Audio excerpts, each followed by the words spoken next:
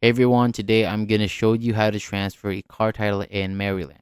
This is useful because it helps you officially switch ownership and avoid problems when you're trying to title and register the vehicle.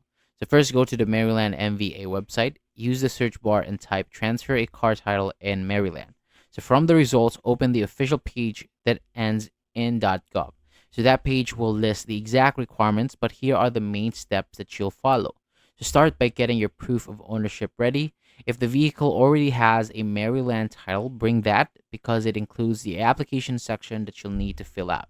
So if the vehicle is coming from a state that doesn't issue titles, you'll use a registration document along with a bill of sale instead.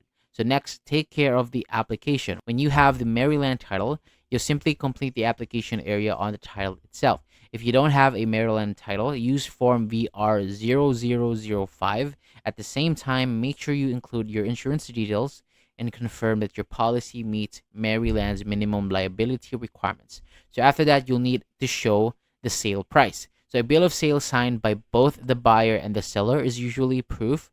So one important detail here is if the car is under 7 years old and the price is $500 or more below book value, the bill of sale must be notarized, especially if you want the tax based on the sale price instead of the book value.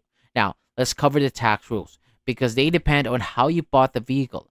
If you purchase from a dealership, the excise tax is based on the full price, including dealer fees, and manufacturer rebates are taxed, but the dealer discounts and trade-ins are not taxed as long as they are clearly shown on the bill of sale. So for a private sale, the tax is 6.5% of the price listed on the bill of sale, but it has to be notarized using MVA form VR181.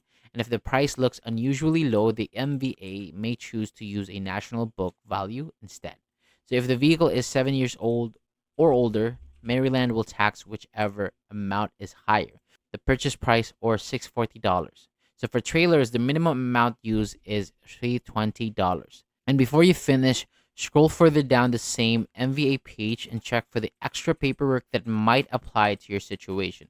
Depending on the vehicle that you may need an odometer statement, a Maryland safety inspection, lion information, a power of attorney, or a certificate of origin if the title is missing. So once everything is complete, gather your documents, follow the instructions on the page, and submit everything to MVA.